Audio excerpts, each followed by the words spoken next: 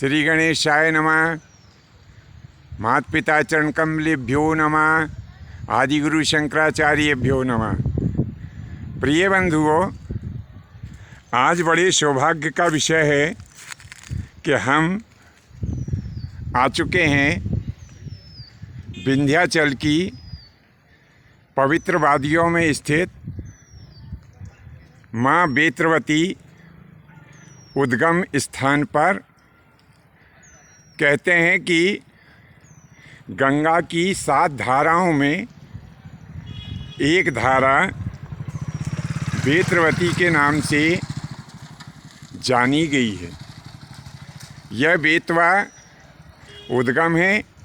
यहाँ से थोड़े आगे पर बेतवा कुंड है। उसी बेतवा कुंड में से ये जल इधर नदी में भी आ रहा है। कहते हैं कि इस बेतवा में स्नान करने से बड़ा पुण्य फल प्राप्त होता है। ये यहाँ पर मंदिर निर्माणाधीन है। बड़ा सुंदर स्थान है, पर्यटक स्थान है। यहाँ पर शुद्ध वायु हम लोगों को प्राप्त होती है, जो स्वास्थ्य के लिए उत्तम मानी गई है। कभी कभी समय निकाल के श्रद्धालुओं को इस स्थान पर अवश्य आना चाहिए, क्योंकि जब यहाँ आप आएंगे तो अपने आप को तरोताज़ा महसूस करेंगे। कहते हैं कि इस स्थान पर बड़े बड़े सिद्ध तपस्वी मुनियों ने और राजाओं ने तपस्याएं की है, यज्ञ किया है। और वर्तमान में भी एक महान तपस्वी जो इस स्थान के स्थानधारी हैं, यदि उनका हमें दर्शन करने का सौभाग्य प्राप्त हो जाए तो हमारा कैमरा भी सफल हो जाएगा और हमारा जीवन भी सफल हो जाएगा। तो आइए इस स्थान पर जो तपस्यारत हमारे गुरुदेव हैं महात्मा जी, उनके चरण कमल में आज हमें बैठने का सौभाग्य प्राप्त हुआ। गुरु महाराज जी दंडवत प्रणाम। प्रणाम जी। भगवान जी, आपसे निवेदन है कि इस स्थान की ऐतिहासिकता के बारे में आप थोड़ा सा प्रकाश डालें। ये स्थान किस नाम से जाना जाता है भगवान जी? स्थान इस नाम झिरी नाम से जाना जाता है। बेतवा का उद्गम, बेतवा का उद्गम झिरी के नाम जी नाम से जाना जाता है। जी जी जी जी। और रायसेन जिला है। रायसेन जिला है यहाँ का। अच्छा जी। तो थोड़ा सा इस स्थान का जो धार्मिक और पौराणिक और जनश्रुति यानी जो हमने लोगों के मुंह से सुना है वो, और पुराण में इसका कैसा क्या उल्लेख है, थोड़ा सा हमारे दर्शकों को आप बता देंगे तो आपका कृपा प्रसाद हमारे दर्शकों को भी प्राप्त हो जाएगा। हाँ जी जी। विरातासुर ने कूप ये बेतरावती नदी का उद्गम विरातासुर ने कूप खुदाया, उसी से प्रकट हुई है। अच्छा। और क्या वेदों में लिखा है कि विरातासुर की तपस्या से ही, शंकर भगवान की तपस्या से ही बेतरावती का उद्गम हुआ जी। उन्हीं की पुत्री मानो या कुछ भी मानो जी। और फिर पद्म पुराण में है जी, राजा बिदारुन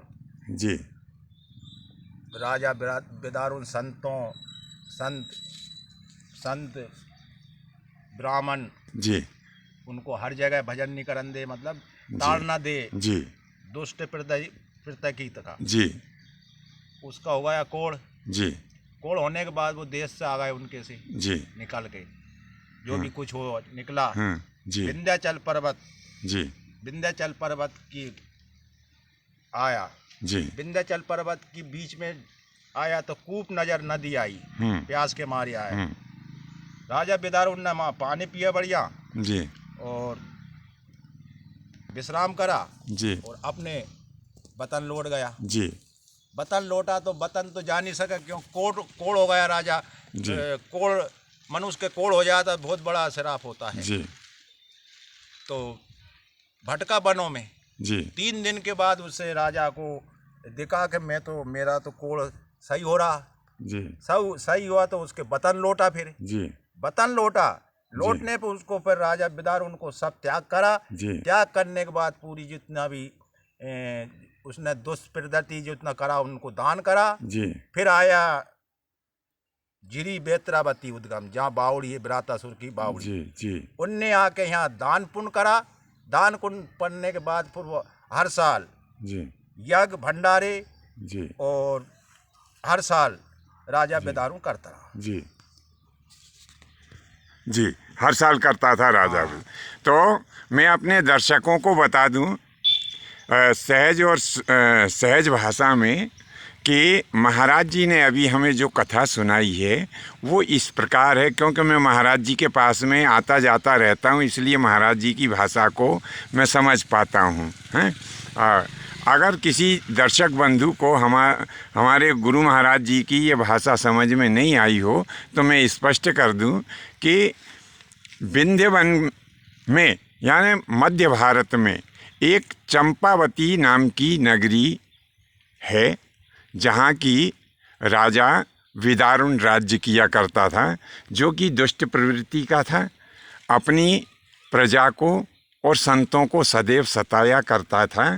तो संत श्राप के कारण और प्रजा के श्राप के कारण राजा विदारुण को कोढ़ हो गया था। अब जब कोढ़ हो गया तो राजा विदारुण एक बार यहाँ पर शिकार खेलने आया हैं। तो शिकार खेलने आया, उसे प्यास लगी। जब प्यास लगी तो क्या हुआ कि एक नदी उसे दिखाई दी और उस नदी में उसने आकर के जलपान किया, घोड़े को जलपान कराया। तो उसके जलपान करने के पश्चात वो अपने स्थान को लौट गया और कुछ समय पश्चात उसने देखा कि उसका जो कमर तक वो जल में नदी में प्रवेश किया था, तो वो कमर तक का हिस्सा उसका कोढ़ से जो है मुक्त हो गया। तो उसने विश्वास किया कि निश्चय ही ये उस नदी जल का प्रभाव है, जो कि जिसके द्वारा कि मेरा कोढ़ ठीक हुआ है। तो वह ऐसा विश्वास कर फिर अपने मंत्रियों और गणमान्य नागरिकों के साथ में इस स्थान पर आया, जहाँ की उसने यहाँ पर यज्ञ किया, ईश्वर चिंतन किया। और तब से महाराज जी के श्रीमुख से जो कहा गया है कि वो प्रत्येक वर्ष जो है यहाँ पर आकर के यज्ञ भजन पूजन जो है किया करता था।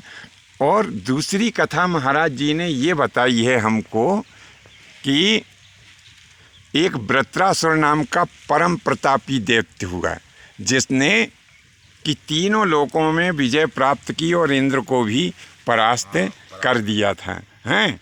तो उस वृत्रासुर नाम के दैत्य ने इस स्थान पर संभवतः महाराज जी वृत्रासुर नाम के जो राक्षस था उसकी राजधानी यहीं थी जी। अब जो कूप खुदाया तो वो तो हर जगह राजा है वो तो। जी जी जी। तो महाराज जी के कहे अनुसार जैसा राजा था तो हर जगह उनका है जी।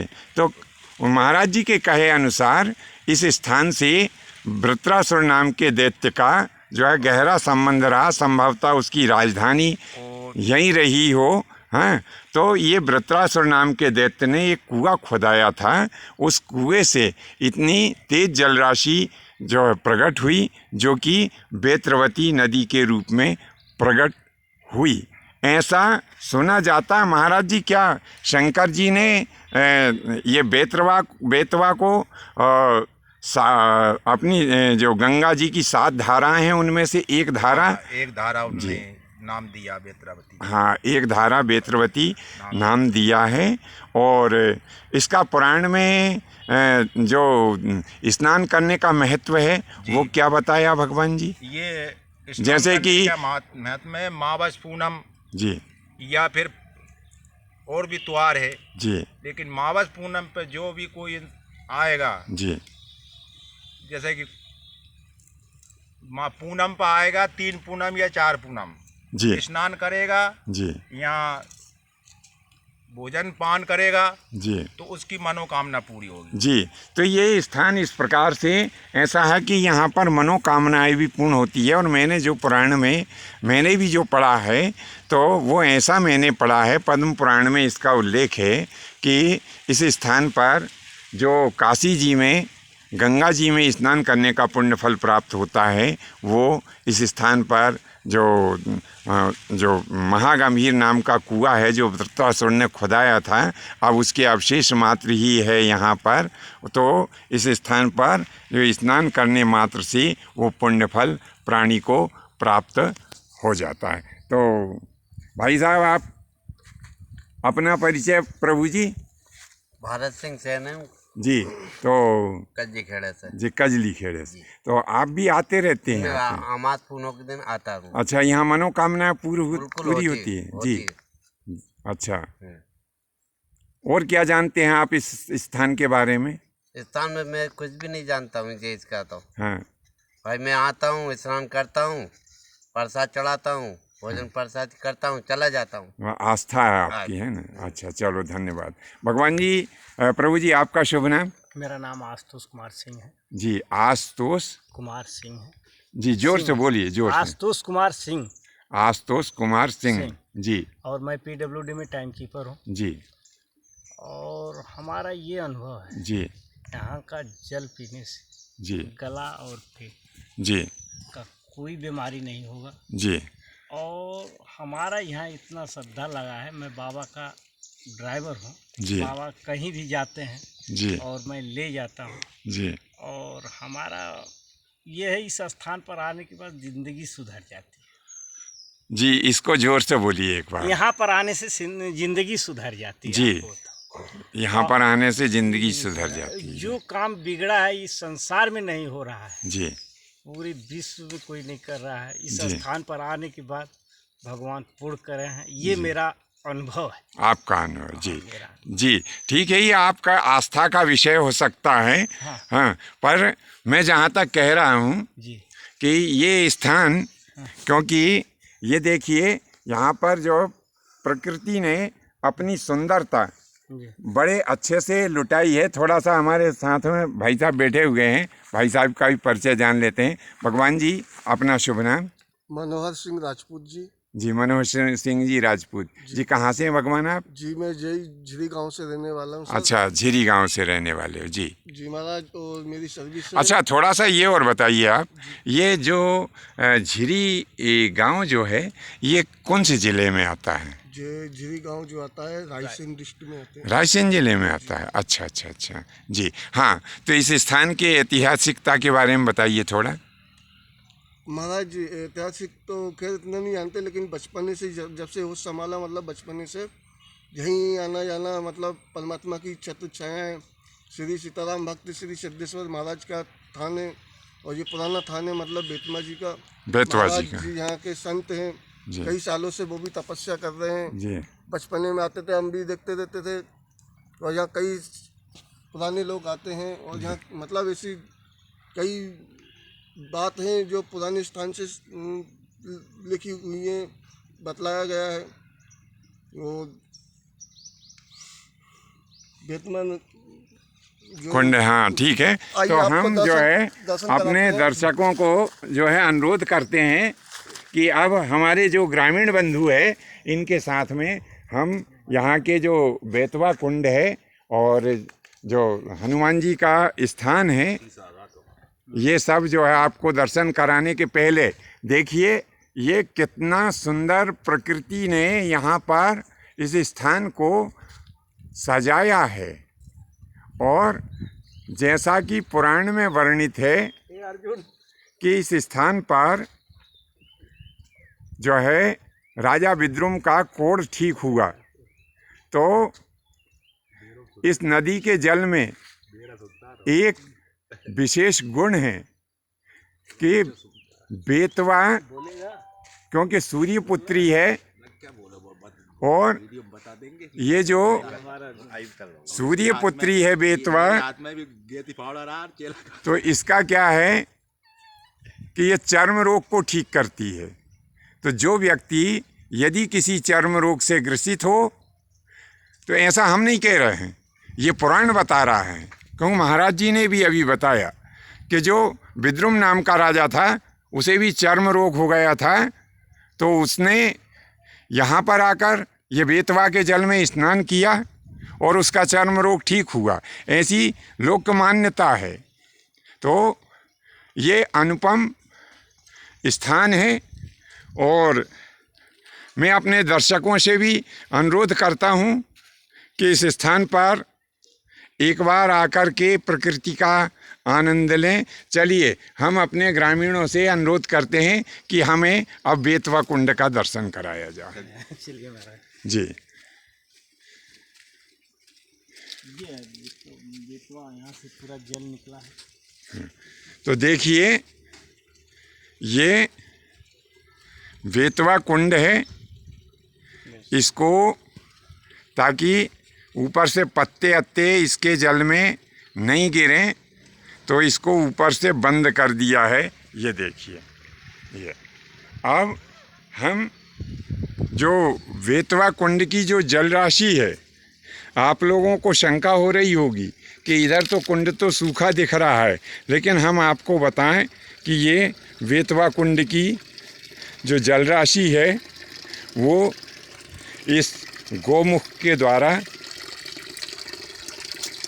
ये देखिए, ये गौमुख के द्वारा ये कुंड, 24 घंटा। ये देखिए, ये इधर से आ रहा है,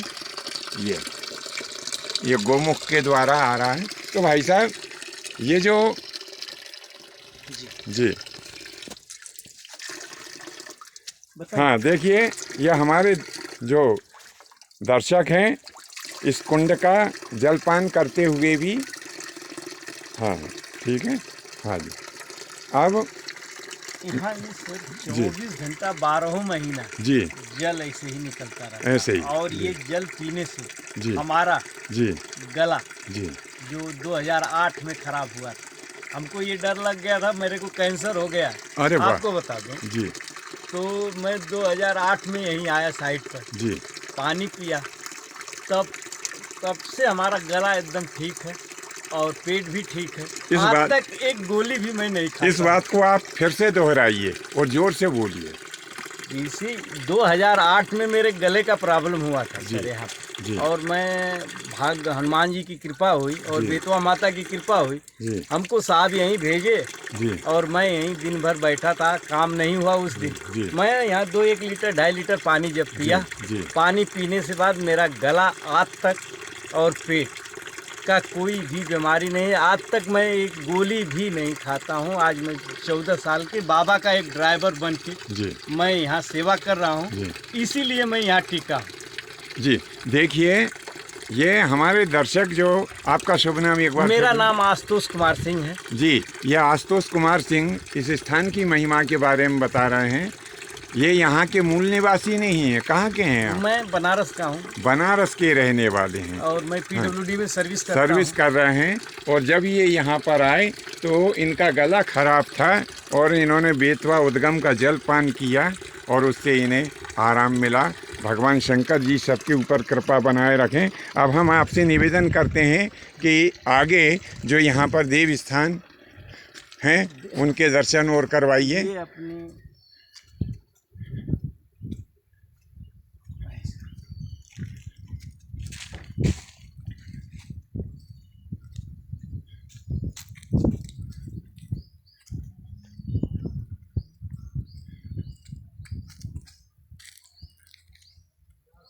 जी बाबा, जी जय ये हनुमान जी हैं। ये हमारे अनंत बलवंत झीरी वाले बाबा झिरी वाले बाबा यहाँ श्री हनुमान जी महाराज हैं। ये आप नीचे उतर के थोड़ा सा मेरा आ जाइए, ये कैमरा पकड़िए। हाँ, कैमरा पकड़िए, नीचे देखिए। ये भी आज हमारे पर हाथ। दुर्गम स्थान है और ये तलघर जैसी जगह है ये, जहाँ की हमारे हनुमान जी बाबा विराजे हुए हैं जी। झीरी वाले बाबा ये झिरी वाले बाबा हैं। बोलिए हनुमान जी महाराज की जय। अब देखिए, यह हनुमान जी महाराज की लगभग जो प्रतिमा है 5 फीट जी। कितनी है बताइए? 5 फीट जी, इधर आ जाइए। हाँ, ये हनुमान जी महाराज की प्रतिमा कितनी ऊंची है भाई साहब? 5 फीट है। 5 फीट। सनातन धर्म में मूर्ति की ऊंचाई अधिकतम हृदय तक होना चाहिए। अब ये यहाँ के जो स्थानीय नागरिक हैं श्री भारत सिंह जी सेन बता रहे हैं कि दादाजी की जो मूर्ति है उनकी ऊंचाई 5 फीट है। तो हृदय को हम मानव शरीर का यदि मध्य भाग माने तो 5 और 5 10 फीट मनुष्य की ऊंचाई आती है कि जिस समय मनुष्य 10 फीट ऊंचा हुआ करता था उस समय कि यह श्री हनुमान जी दादाजी महाराज की मूर्ति है और 10 फीट मनुष्य की ऊंचाई आज से काफ़ी पहले समय में हुआ करती थी, ऐसा हमने सुना है। चलिए एक बार हमारा कैमरा और पकड़िए आप जी। आइए। बोले जाओ। हाँ, ऊपर चढ़ने के बाद हम बोलेंगे अब अपन है। ठीक है। अब हम आगे और भी कोई ये महादेव बाबा है। आइए दर्शन कराइए। अब आगे हम झिरी वाले महादेव बाबा के दर्शन आपको करवा रहे हैं। ये आगे जो है श्री हनुमान जी महाराज के हमने आपको अभी दर्शन करवाए और अब हम आपको श्री शंकर जी के मंदिर का दर्शन करवा रहे हैं जी। आइए भगवान, आइए। ये भगवान शंकर जी का स्थान है।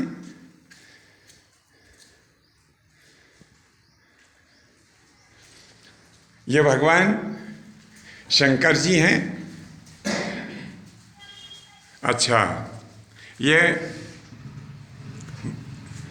श्री विग्रह जो दिख रहा बड़ा वाला ये माता जी का है। हाँ, शिव शक्ति जी, पार्वती जी का है, शक्ति माता। और ये सब शिवलिंग समय समय पर लोगों ने स्थापित किए। तो महाराज जी, ये शिवलिंग प्राचीन है कि ये प्राचीन है? नया है? नहीं, प्राचीन है। प्राचीन है। ये तो ब्रातासुर ने तपस्या करी थी यहाँ, अच्छा, इसको स्थापना करके। ये वही शिवलिंग है। वही शिवलिंग। ये एक बार फिर देखिए दक्षिण मुखी है जी। अरे दक्षिण मुखी उज्जैन में है कि ये झिरी में? जी जी जी जी जी, एक बार आप फिर से बोलिए इस बात को महाराज। ये ब्रातासुर ने तपस्या करी उस टाइम का ही, अच्छा स्थापना करके जी, जब वृत्रासुर ने तपस्या करी थी। उन्हीं ने तपस्या करी थी ब्रातासुर, उन्हीं ने ये कूप खुदाया जी, और उन्होंने ये शिव जी की स्थापना करी। थोड़ा सा इधर आइए ताकि लोग जो है जो हमारे दर्शक हैं वो इनके दर्शन भी करते रहें। तो ये जो भगवान शंकर जी की ये जो जलाधारी है, ये दक्षिण मुखी है। दक्षिण मुखी है। अच्छा, दक्षिण मुखी जलाधारी है, कहाँ कहाँ पे हैं? ये उज्जैन और जी, एक झिरी। एक झीरी। और महाराज जी, महाराज जी, दक्षिण मुखी नहीं है। महाराज जी, जी। दक्षिण मुखी जलाधारी का महत्व बताइए। दक्षिण मुखी जलाधारी का महत्व, क्योंकि मेरी स्वयं की थोड़ी सी ज्योतिष में रुचि है, तो दक्षिण मुखी जलाधारी का जो शिवलिंग होता है इसे महाकाल कहा जाता है। ये कालों की गणना की जाती है, तो ये उज्जैन के निकट भी है, और दूसरा यहाँ से सटीक काल गणना भी प्राचीन समय में की जाती रही है। तो निश्चय ही अगर यहाँ पर कोई प्राचीन दक्षिण मुखी शिवलिंग अगर है महाराज जी के कहे अनुसार, तो मेरी ऐसी मान्यता है कि यहाँ पर कहीं ना कहीं कभी कोई प्राचीन वेधशाला भी रही होगी। ये पुरातत्व विभाग वालों को एक शोध का विषय हो सकता है। अब ये जो शिवलिंग हैं, ये भी प्राचीन है। जी, ऐसा मानना है यहाँ के नागरिकों का कि ये समय समय पर, जैसे कि राजा विद्रुम की कथा आई, और भी राजा हुए, तो उन्होंने भी समय समय पर यहाँ पर शिवलिंग की अपने अपने नाम से स्थापना की। अब ये स्पष्ट बात तो नहीं है कि कौन सा शिवलिंग किस राजा ने स्थापित किया। केवल एक ही शिवलिंग का हमें पता चला कि ये शिवलिंग महाराज जी के कहे अनुसार वृत्रासुर ने स्थापित किया था। बाकी ये जो 3 और उसके पीछे 2-3 शिवलिंग और दिख रहे हैं, इधर से पीछे से भी बता देते हैं। 3 शिवलिंग ये इधर हैं और ये 3 मूर्तियां इधर हैं। महाराज जी, ये जो 3 मूर्तियां हैं इधर पीछे, ये किन की है? इनका ही स्वरूप है ये ना प्राचीन, ये तो पहला से ही रखा है जी।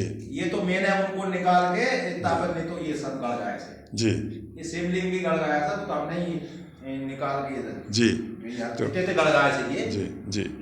तो ये जो है समय समय पर ऐसा हो सकता है कि अन्य राजाओं ने भी ये तपस्या करते थे जी, ये गादी पुराण, ये आसन, ये वो प्राचीन शिला है जिसके ऊपर राजा वृत्रासुर और अन्य दूसरे तपस्वी बैठ कर के तप किया करते थे। ऐसा हमारे जो ग्रामीण हैं, स्थानीय नागरिक, उनका और महाराज जी का कहना है। क्यों, ऐसा ही है? अच्छा, ऐसा क्या आपने अपने पूर्वजों से सुना या और पुराने लोगों से सुना है? जी, जी, 15-20 साल से जी, 15 जी, साल से आ रहा हूं। 15 साल से आ रहा है। तो जी, तो ये मंदिर जो है नया है, नया नहीं है, मंदिर नया है और स्थान पुराना है, शिवलिंग पुराना है। तो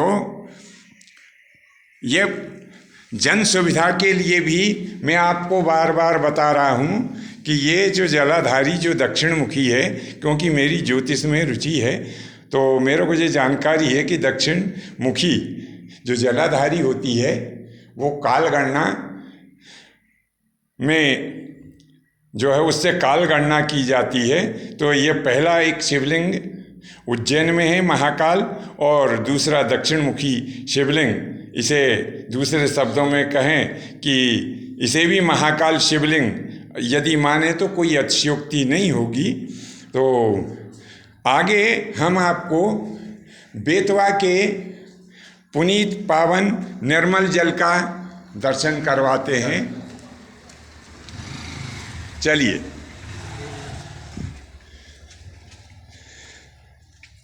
जय हो बेतवा माई की जय हो, जय हो, जय हो, जय हो जी।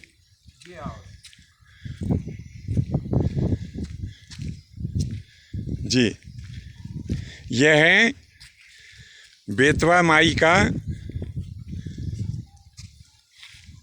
जहाँ से कि माता जी प्रवाहमान होती है। ये प्राचीन झिरी है। हाँ, तो जो वृत्रासुर ने जो में मुख्य कूप खुदाया था वो ये स्थान है और इसी को झिरी कहते हैं। आज भी इसमें देखिए कि अब क्योंकि समय के कारण वो जो कूप था वह जो टूट गया है और उसके पत्थर मिट्टी में दिखाई नहीं दे रहे हैं, फिर भी उसके कुछ अवशेष आपको ये जो दिखाई देते हैं। जो वृत्रासुर ने कुआं खोदाया था वो ये स्थान है ये पत्थर जी। ये देखिए कहीं कहीं थोड़े बहुत विशाल पत्थर अभी भी ऊपर भी दिखाई देते हैं, ये देखिए। और आज ये कैसा सुंदर स्थान है, जैसे कि अपन कहें कि शुद्ध जल नदियों में अब कहाँ बचा है, तो हम आपको बताएं कि बेतवा नदी का उद्गम स्थान ऐसा है कि जहाँ पर आपको आज भी शुद्ध जल जो है प्राप्त हो जाएगा। मैंने पहले बताया था कि ये जो बेतवा कुंड से ये जल इधर आ रहा है, ठीक है। और आगे भी ये स्थान दिखाते हैं। ये देखिए विशाल पत्थर हैं और यहाँ पर बोर्ड भी लगा हुआ है, ये देखिए ये एक बोर्ड लगा है यहाँ पे।